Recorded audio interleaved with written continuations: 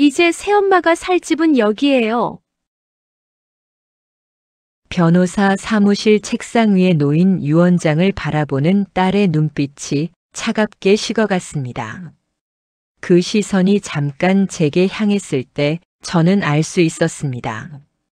저를 향한 건 슬픔이 아니라 승리감이라는 걸. 저는 이숙자입니다. 66살. 남편이 세상을 떠난 지 일주일 만에 서울 강남 변호사 사무실에서 유언장 낭독을 듣고 있었습니다. 아내에게는 경기도 외곽 연립빌라 한 채를 유산으로 남긴다. 변호사의 목소리가 마치 남의 일처럼 들렸습니다. 30년을 남편 곁을 지켰는데 제게 남은 건 낡은 빌라 하나뿐이라니요. 강남 아파트와 현금 70억 원은 전액 친딸 박지민에게. 친딸이라는 단어가 가슴에 박혔습니다. 그 순간 딸 지민이가 입꼬리를 올렸습니다. 슬픔 대신 만족감이었죠. 역시 아버지는 진짜 가족을 아셨네요. 지민이의 차가운 목소리가 변호사 사무실에 울렸습니다. 30년 전으로 돌아가 봅니다. 저는 37살이었습니다. 남편을 만났을 때 그에게는 6살짜리 딸이 있었습니다. 전처는 교통사고로 세상을 떠났다고 했죠. 남편은 부동산 투자 회사를 운영하고 있었습니다. 재개발 사업의 정통한 전문가였죠. 덕분에 집안 형편은 넉넉했습니다. 딸아이를 친자식처럼 사랑해 줄 수 있겠어? 정호 씨가 조심스럽게 물었습니다. 제가 아이를 못 낳는 몸이라 오히려 감사한 마음이에요. 지민이를 제 친딸처럼 키우겠어요. 저는 진심이었습니다. 결혼 후 저는 지민이를 정말 많이 아꼈습니다. 나에게도 딸이 생기다니 처음엔 행복한 마음만 있었습니다. 새벽같이 일어나 아침밥을 차려주고 유치원 행사마다 빠짐없이 참석했습니다. 밤에 무서워하면 잠들 때까지 옆에 있어주고 아플 때는 밤새 간호했죠. 남편이 부동산 일로 바쁠 때도 저는 항상 지민이 곁을 지켰습니다. 하지만 지민이는 달랐습니다. 초등학교 2학년 때였습니다. 제가 아침밥을 차려놓고 불렀습니다. 지민아, 밥 먹어야지. 안 먹을래요. 아침은 꼭 먹어야 해. 엄마가 지민이 좋아하는 계란말이도 했는데. 그냥요. 학교 가서 빵 사 먹을 거예요. 식탁도 보지 않고 현관으로 향하는 지민이의 뒷모습이 쌀쌀했습니다. 며칠 뒤 학부모 상담 날이었습니다. 어머니, 지민이는 성적도 우수하고 생활 태도도 좋은 편입니다. 담임 선생님이 말했습니다. 다행이네요. 감사합니다. 그런데 선생님이 말을 흐렸습니다. 뭔가 더 하고 싶은 말이 있는 것 같았지만 결국 입을 다물었습니다. 아니에요, 별거 아닙니다. 선생님 표정이 애매했습니다. 나중에 다른 학부모한테 들었습니다. 지민이가 친구들에게 우리 엄마 돌아가셨어 라고 말하고 다닌다고. 대학 입학할 때였습니다. 아빠 학교 앞에 원룸 얻어주세요. 집에서 다녀도 되는데? 그냥 독립하고 싶어요. 지민이는 저를 쳐다보지도 않았습니다. 지민아, 엄마가 아침마다. 됐어요. 짧게 자른 지민이 말에 저는 더 이상 말을 이을 수 없었습니다. 지민이가 30살 때 결혼했습니다. 상대는 김민수라는 남자였습니다. 겉으로는 괜찮아 보였지만 제 눈엔 뭔가 불안했습니다. 첫 만남 때부터 남편 재산 얘기만 물어봤거든요. 여보, 사위 될 사람이 우리 재산에 관심이 너무 많은 것 같아요. 여보, 요즘 젊은 사람들은 다 그래. 걱정 마. 남편은 웃어 넘겼지만 표정은 심각했습니다. 결혼 후 몇 달 지나지 않아 분위기가 달라졌습니다. 명절에 친척들이 모였을 때였습니다. 고모님, 장인어른 재산이 꽤 되신다면서요? 재개발로 큰돈 버셨다고 들었는데. 사위가 시누이에게 말했습니다. 지민이는 옆에서 아무 말도 하지 않았습니다. 어느 날 지민이 부부가 우리 집에 왔습니다. 거실에서 나직이 대화하는 소리가 들렸습니다. 여보, 아버지한테 미리 상속 얘기 꺼내보는 게 어때? 사위 목소리였습니다. 그건 좀, 왜? 당신이 친딸이잖아. 새엄마한테 재산 넘어가게 둘 거야? 새엄마는 30년 있었으니 충분히 받았어. 이제 당신 차례야. 그날 이후 지민이가 저를 대하는 태도가 달라졌습니다. 예전보다 더 차갑고 날카로워졌습니다. 지민이가 35살 때였습니다. 명절에 친척들이 모였죠. 지민아, 아직 아이 소식 없어. 글쎄요, 아직. 엄마 닮아서 예쁠 텐데. 지민이도 엄마 닮아서 예쁘잖아. 지민이가 잠깐 굳었습니다. 친엄마 닮은 거죠. 작은 목소리였지만 제 귀에는 또렷하게 들렸습니다. 그날 밤 설거지하는데 눈물이 났습니다. 수세미를 쥔 손이 떨렸죠. 30년을 키웠는데 아직도 저는 엄마가 아닌가 봅니다. 남편이 지민이를 데리고 사무실에 간 적이 있었습니다. 부동산 투자 일을 가르치려고 했죠. 지민아, 재개발 사업은 단순히 땅을 사고 파는 게 아니야. 사람들의 삶이 달린 문제지. 남편은 늘 진지했습니다. 지민이는 겉으로는 듣는 척했지만 관심이 없어 보였습니다. 변호사 일이 훨씬 좋아요. 깔끔하잖아요. 유언장 낭독이 끝난 후 지민이가 차갑게 말했습니다. 30년 동안 수고 많으셨어요. 이제 그만 우리 집에서 나가주시면 안 될까요? 옆에 서 있던 사위가 거들었습니다.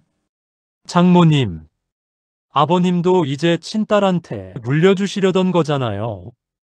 빨리 정리하시는 게 서로 좋을 것 같은데요. 변호사 사무실을 나서는데 다리가 후들거렸습니다. 사흘 후 지민이가 제 방 문을 열었습니다. 사위가 옆에 서 있었죠. 그 빌라 봤어요? 지민이는 핸드폰 화면을 제 얼굴 앞에 들이밀었습니다. 거기엔 낡고 회색빛 바랜 3층짜리 빌라 사진이 있었죠. 너무 외진 곳이라 재개발 가치도 없는 곳이에요. 주변에 편의점도 없고 버스도 하루에 2대밖에 안 다녀요. 당연하죠. 새엄마는 뭘 기대했어요? 사위가 비웃었습니다. 아버님이 왜 어머님한테 이런 걸 남겼는지 이제 알겠어요. 목소리가 싸늘했습니다. 새엄마는 30년 동안 우리 집에 얹혀 살았잖아요. 아버지 돈으로. 제 친엄마가 남긴 집에서요. 장모님, 짐은 제가 싸드릴까요? 사위가 웃으며 말했습니다. 빨리 나가시는 게 좋을 거예요. 여기 이제 저희 집이니까. 이삿짐 차에 실린 제 짐은 고작 캐리어 2개와 낡은 이불 보따리 뿐이었습니다. 66살 할머니가 이사가는 모습을 보며 이삿짐 기사가 안쓰러운 눈으로 물었습니다. 어르신 자제분은 안 도와주시나요? 괜찮아요.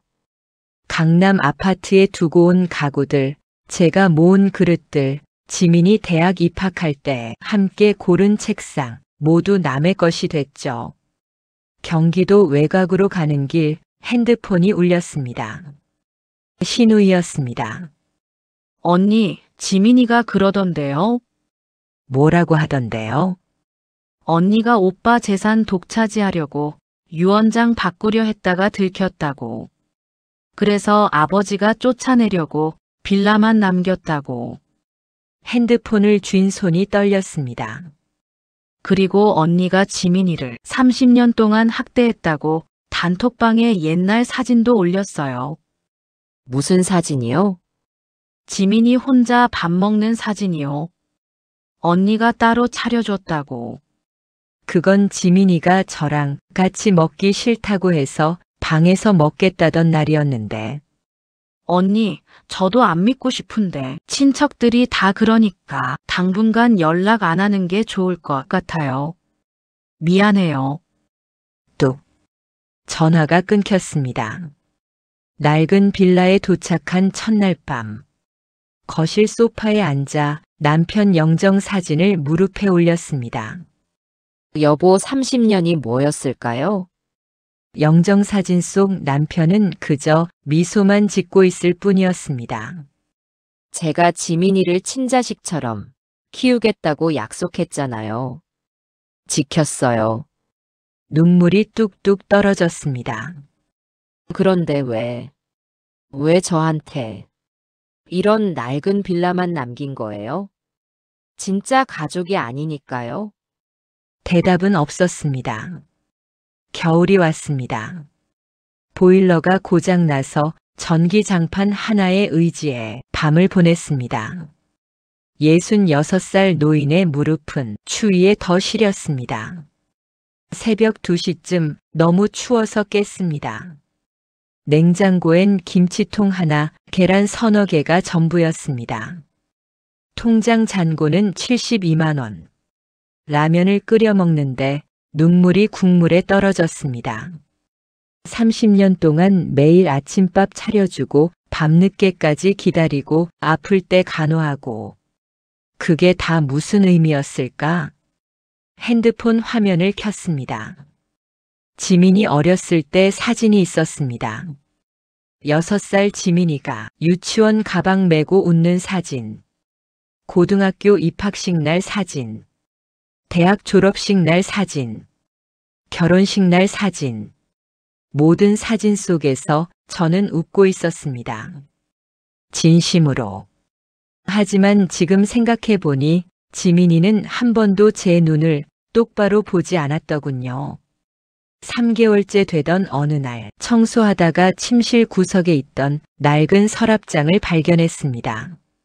맨 아래 서랍을 열려는데 잘 안 열렸습니다. 힘을 줘서 당기자 서랍 뒷면에 테이프로 붙어있던 작은 봉투가 떨어졌습니다. 손을 떨며 봉투를 뜯었습니다. 안에는 특이한 모양의 열쇠 하나와 접혀진 메모지가 있었습니다. 여보, 벽을 찾아봐. 답은 언제나 가까이에. 남편 필체였습니다. 1시간을 헤맨 끝에 거실 붙박이장 뒤편에서 금고를 찾았습니다. 금고 안에는 두꺼운 서류 봉투와 편지 한 통이 있었습니다. 사랑하는 여보. 이 편지를 읽고 있다면 당신은 지민이에게 쫓겨나 이 빌라에 홀로 있을 거야. 미안해. 당신이 이런 고통을 겪을 줄 알면서도 이 방법밖에는 없었어. 30년 동안 당신이 지민이를 어떻게 키웠는지 다 알아. 친엄마보다 더 헌신했지. 하지만 지민이는 변하지 않았어. 당신을 가족으로 인정하지 않았고 돈만 바라봤어. 70억을 주면 3년을 못 버틸 거야. 하지만 당신은 달라. 30년을 견뎌낸 당신이라면 이 시련도 이겨낼 거야. 이 낡은 빌라를 얕보지 마. 서류를 확인해봐. 그리고 절대 지민이에게 알리지 마. 당신의 독립과 자유를 위한 진정한 선물이야. 미안했고 사랑했어. 정호. 편지를 읽는 동안 눈물이 멈추지 않았습니다. 서류를 펼쳤습니다. 빌라 부지와 주변 17필지. 모두 제 이름으로 되어 있었습니다. 마지막 서류. 땡땡그룹 리조트 건설 계획 부지. 이 지역이 2년 내로 대기업의 리조트 건설 계획 발표가 있을 거라는 내용이었습니다. 손이 부들부들 떨렸습니다. 리조트 건설 확정 시 보상금 최소 150억 원. 빌라가 이렇게 도심과 떨어진 지역에 있는 이유였습니다. 다음 날 서울로 올라갔습니다. 서류 봉투에 적힌 최태식 변호사를 찾아갔습니다. 남편의 유언장을 전달해준 분이었. 어서 오세요. 남편이 언제부터 준비한 건가요? 5년 전부터입니다. 한 필지씩 조심스럽게 매입하셨어요. 아무도 모르게요. 5년. 남편은 5년 동안 이 계획을 준비했던 겁니다. 지금 상황이 어떻게 되나요? 몇 달 내로 땡땡그룹에서 공식 발표를 할 겁니다. 그 전에 협상을 마쳐야 해요. 발표 후에는 투기 세력이 달라붙습니다. 얼마에 팔 수 있을까요? 현 시세로 최소 150억 원. 협상 잘하면 180억 원도 가능합니다. 다만 실제 매각이 최종 마무리되려면 시간은 좀 걸릴 겁니다. 숨을 깊이 들이마셨습니다. 매각 준비해 주세요. 단, 제 딸 박지민에게는 절대 알려지면 안 됩니다. 그로부터 1년 후, 지민이는 70억을 모두 날렸습니다. 강남 아파트를 40억에 팔아 더 비싼 펜트하우스를 샀습니다.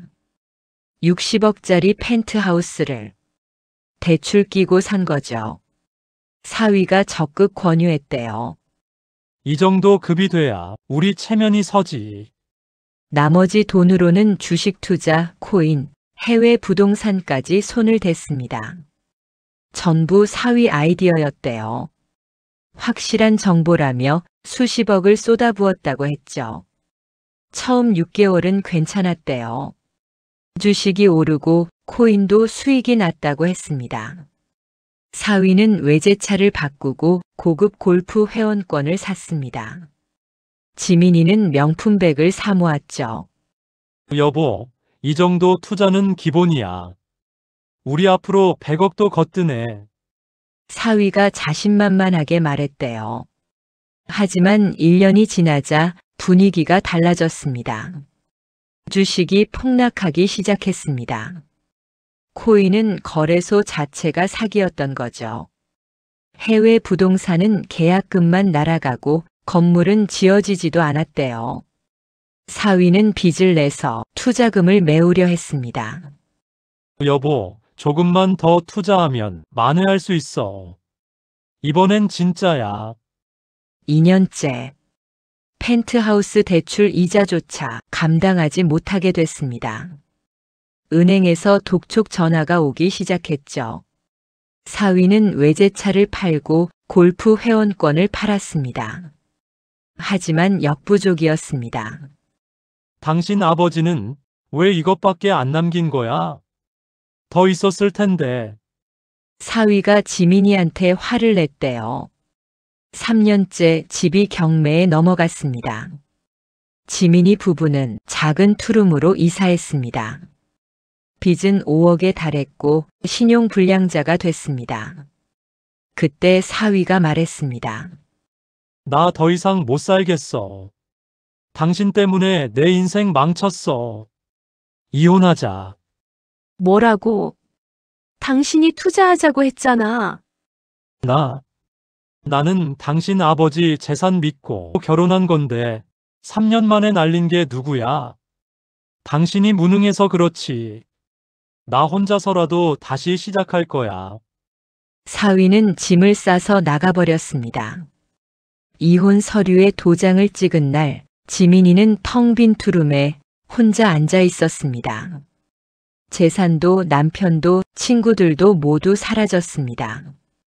핸드폰을 들었지만 전화할 사람이 없었죠. 그로부터 한 달 후였습니다. 토요일 오후 빌라 앞에서 누군가 초인종을 눌렀습니다. 현관문을 열자 지민이가 서 있었습니다. 예전처럼 화려한 옷 대신 낡은 청바지에 후드티 차림이었습니다. 얼굴은 야위었고 눈가에 다크서클이 짙었습니다. 머리도 제대로 못 감은 것 같았죠. 결혼 반지도 빠져 있었습니다. 목소리가 갈라져 있었습니다. 저는 아무 말도 하지 않았습니다. 그저 딸을 바라봤을 뿐입니다. 지민이가 천천히 무릎을 꿇었습니다. 콘크리트 바닥에 무릎을 뗀 36살 딸의 어깨가 떨리고 있었습니다. 죄송합니다. 제가 미쳤었어요.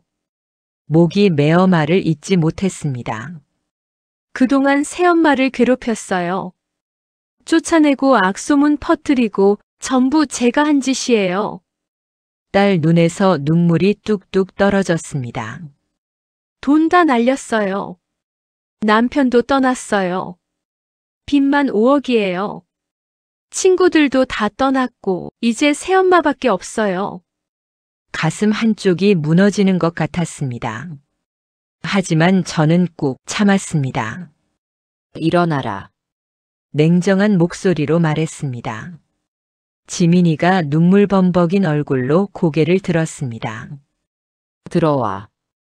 빌라 거실 낡은 소파에 지민이를 앉혔습니다. 저는 딸 앞에 차가운 보리차 한 잔을 놓았습니다. 저 좀 도와주세요. 제발요. 조건이 있어. 뭐든 할게요. 뭐든지요. 지민이 눈빛이 간절했습니다. 저는 메모지를 꺼내 펜으로 쓰기 시작했습니다. 첫째, 5년간 매주 토요일 이 빌라에 와서 모든 잡일을 한다. 청소, 수리, 집 관리 전부. 지민이가 눈을 크게 떴습니다. 둘째, 나한테 늘 존경심을 갖고 대한다. 말투, 태도, 행동 전부. 셋째, 다음 명절 온 가족 앞에서 공개적으로 나에게 사과한다. 메모지를 딸 앞에 내밀었습니다. 이 조건 지키면 5억 빌려준다. 이자 없이. 지민이가 메모지를 보며 입술을 깨물었습니다. 5억을 가지고 계신 거예요? 아무것도 묻지 말고 각서 쓰고 도장 찍어. 네, 알겠어요. 딸이 고개를 숙였습니다. 저는 빌라 부지를 담보로 대출을 받아 지민이 빚을 갚아줬습니다. 첫 번째 토요일, 지민이가 청소도구를 들고 왔습니다. 어색한 손놀림으로 빌라 계단을 닦기 시작했습니다. 이렇게 하는 거 맞아요? 손에 힘 좀 줘. 그렇게 하면 때가 안 빠져. 네. 2층 베란다 유리창을 닦는 딸의 뒷모습을 보며 제 마음 한쪽이 아렸습니다. 하지만 꾹 참았습니다. 두 번째 토요일, 지민이가 빌라 화단을 정리했습니다. 잡초를 뽑다가 손에 가시가 박혔습니다. 아, 밴드 저기 서랍에 있어. 네. 세 번째 토요일, 지민이가 싱크대 배수구를 뚫었습니다. 고무 장갑 낀 손이 온통 더러운 물로 젖었습니다. 이거 진짜 힘드네요. 내가 30년 동안 매일 한 일이야. 딸의 눈빛이 흔들렸습니다. 6개월이 지났습니다. 지민이는 매주 토요일마다 왔습니다.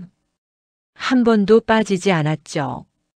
빌라 계단을 닦고 화단을 가꾸고 벽을 페인트 칠했습니다. 처음엔 서툴렀지만 점점 익숙해졌습니다. 손에 굳은 살이 생겼습니다. 1년이 지났습니다. 지민이는 달라졌습니다. 예전처럼 차가운 말투가 사라졌습니다. 이거 어떻게 하면 돼요? 제가 잘못했어요. 같은 말이 자연스럽게 나왔습니다.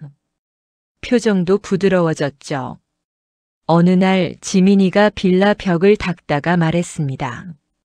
제가 대학생 때 집에 안 들어온 거 기억하세요?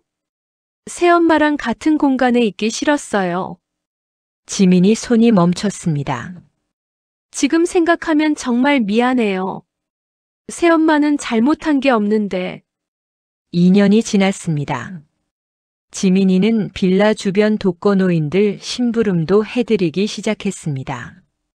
무거운 짐 들어주고 병원 동행도 해줬습니다. 옆집 할머니가 오늘 병원 가신대요. 제가 모셔다 드려도 돼요? 그래, 다녀와. 그해 가을 최 변호사한테서 전화가 왔습니다. 이숙자 씨 리조트 사업 계획이 확정됐습니다. 보상금 협상이 마무리됐어요. 얼마나 됐나요? 180억 원입니다. 축하드립니다. 핸드폰을 쥔 손이 떨렸습니다. 지민이는 아직 아무것도 몰랐죠. 그날 저녁 혼자 남편 영정사진 앞에 앉았습니다. 여보, 당신 계획이 이제 시작되는 거네요. 보상금이 들어온 후 저는 경기도 외곽에 작은 전원주택을 구입했습니다. 마당이 넓고 텃밭도 가꿀 수 있는 곳이었죠. 빌라에서 멀지 않은 곳이었습니다. 새엄마 이사 가세요? 토요일에 온 지민이가 놀라서 물었습니다. 응. 빌라는 곧 리조트 개발 들어가. 여기 더 살 수가 없어. 그럼 이제 저는 새 집으로 와. 주소 여기 있어. 메모지를 건넸습니다. 지민이는 아직 빌라가 180억짜리였다는 걸 몰랐습니다. 전원주택으로 이사한 후 지민이는 매주 토요일마다 그곳으로 왔습니다. 넓은 마당을 쓸고 텃밭을 가꾸고 집 안팎을 돌봤죠. 마당 한쪽 텃밭에 상추, 고추, 토마토를 심었습니다. 이거 우리가 같이 키운 거예요. 수확하면 같이 먹어요. 딸 얼굴에 미소가 번졌습니다. 진짜 미소였습니다. 어느 날 지민이가 텃밭에서 상추를 따다가 조용히 말했습니다. 민수가 날 떠난 게 잘된 일이었던 것 같아요. 뭐라고? 그 사람은 처음부터 저를 사랑한 게 아니었어요. 아버지 재산을 사랑했던 거죠. 지민이가 흙을 만지작거렸습니다. 그 사람이 날 부추겨서 새엄마한테 더 모질게 굴었어요. 하지만 그건 핑계예요. 제가 선택한 거니까. 제가 그 말에 동의했으니까. 지민이 목소리가 떨렸습니다. 돈이 없어지니까 사람도 떠나더라고요. 그제야 알았어요. 진짜 가족이 누구인지. 5년째가 됐습니다. 지민이는 완전히 달라져 있었습니다. 빚을 갚기 위해 낮에는 변호사 일을, 밤에는 학원 강사 일을 했습니다. 주말엔 전원주택에 와서 청소를 하고 저와 함께 밥을 먹었죠. 더 이상 어색하지 않았습니다. 어느 토요일이었습니다. 지민이가 마당에서 텃밭을 가꾸고 있었습니다. 저는 주방에서 저녁을 준비하고 있었죠. 같이 먹고 가. 네, 엄마. 엄마. 저는 깜짝 놀라 하던 일을 멈추었습니다. 새엄마가 아니라 엄마라고 불렀습니다. 식탁에 마주 앉아 밥을 먹는데 지민이가 조용히 말했습니다. 엄마, 제가 친척들한테 퍼뜨린 악소문들 다 바로잡았어요. 그랬어? 고모와 삼촌들한테 진실을 다 말씀드렸어요. 제가 거짓말했던 것들, 엄마를 오해하게 만들었던 것들 전부요. 지민이가 밥그릇을 내려놓았습니다. 고모가 그러시더라고요. 30년 동안 엄마가 얼마나 저를 아꼈는지 다들 알고 있었대요. 근데 제가 한 말 때문에 혼란스러웠다고. 이제 됐어. 그런 건 중요하지 않아. 아니에요, 엄마. 중요해요. 지민이 눈에 눈물이 고였습니다. 저는 30년 동안 엄마를 가족으로 인정하지 않았어요. 하지만 엄마는 단 하루도 저를 포기하지 않으셨잖아요. 이제 알아요. 진짜 엄마가 누구인지. 저는 지민이 손을 꼭 잡았습니다. 우리 이제 그런 얘기 하지 말자. 다 지나간 일이야. 엄마, 응, 사랑해요. 30년 만에 처음 듣는 말이었습니다. 저도 모르게 눈물이 났습니다. 나도 사랑해, 지민아. 5년 후 지민이가 5억 원을 모두 갚았습니다. 다 갚았어요. 통장을 보여주는 41살 딸의 손이 떨렸습니다. 수고했어. 이번 주 토요일에 나 좀 도와줘. 또 이사 가거든. 네. 또 이사요? 전원주택 좋은데. 엄마 이제 도시가 그리워. 토요일 서울 강남 신축 주상복합 아파트. 45평형 고급 아파트 거실에서 저는 지민이에게 모든 걸 보여줬습니다. 토지 대장, 계약서, 리조트 계획 문서. 그 빌라가 180억짜리였어요? 지민이 얼굴이 새하얘졌습니다. 내 아버지는 5년 동안 준비했어. 너한테 70억을 준 건 네가 그 돈을 탕진할 걸 알았기 때문이야. 그리고 나한테 낡은 빌라를 준 건 네가 절대 탐내지 않을 걸 알았기 때문이고. 그럼 전원주택은? 2년 전에 보상금 받고 산 거야. 너한테 말 안 한 거지. 지민이 손이 부들부들 떨렸습니다.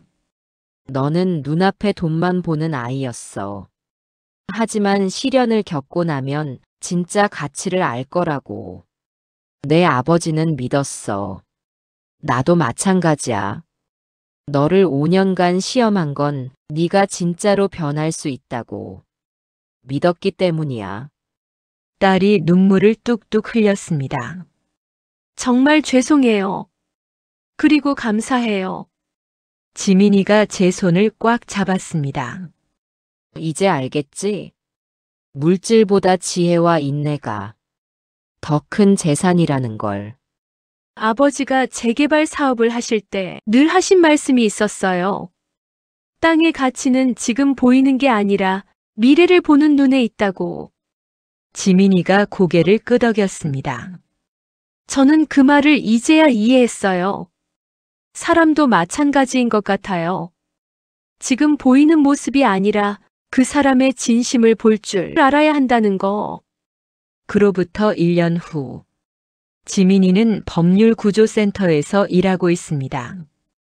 재혼 가정, 입양 가정 아이들을 무료로 돕는 변호사가 됐죠. 오늘 새엄마한테 마음 닫은 아이 상담했어요. 잘했네. 그 아이한테 말해줬어요. 진짜 사랑이 뭔지 깨닫는데 저는 30년이 걸렸다고. 너는 빨리 깨달으면 좋겠다고. 창밖으로 한강이 보였습니다. 석양빛이 물 위에 반짝였죠. 저 나중에 아이 낳으면 이름 지어주실래요? 내가 네. 엄마가 지어주신 이름으로 키우고 싶어요. 엄마처럼 진짜 사랑이 뭔지 가르쳐주고 싶어요. 눈물이 났습니다. 기쁜 눈물이었습니다. 그래, 예쁜 이름 지어줄게. 아버지가 부동산 일 가르쳐 주실 때 전 관심이 없었어요. 변호사 일이 깔끔하다고 생각했죠. 하지만 지금은 알아요. 아버지가 가르쳐 주시려던 건 부동산 투자가 아니라 인내와 통찰력이었던 거. 지민이가 조용히 말했습니다. 그리고 엄마가 30년 동안 가르쳐 주시려던 것도 가족의 의미였던 거.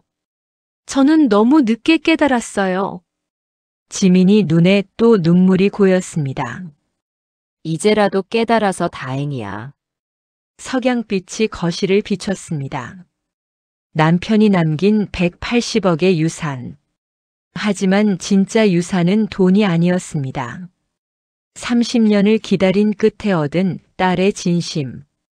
그게 바로 가장 큰 선물이었습니다. 여보, 당신 계획대로 됐어요. 우리 딸, 이제 진짜 제 딸이 됐어요. 석양빛 속에서 남편의 미소가 어른거렸습니다. 남편은 알고 있었던 겁니다. 진짜 가족은 피가 아니라 시간과 사랑, 그리고 시련을 함께 이겨내는 것으로 만들어진다는 걸. 지민이가 제 어깨에 머리를 기댔습니다. 엄마, 진심을 담아 부르는 그 호칭이 180억보다 더 값진 선물이었습니다.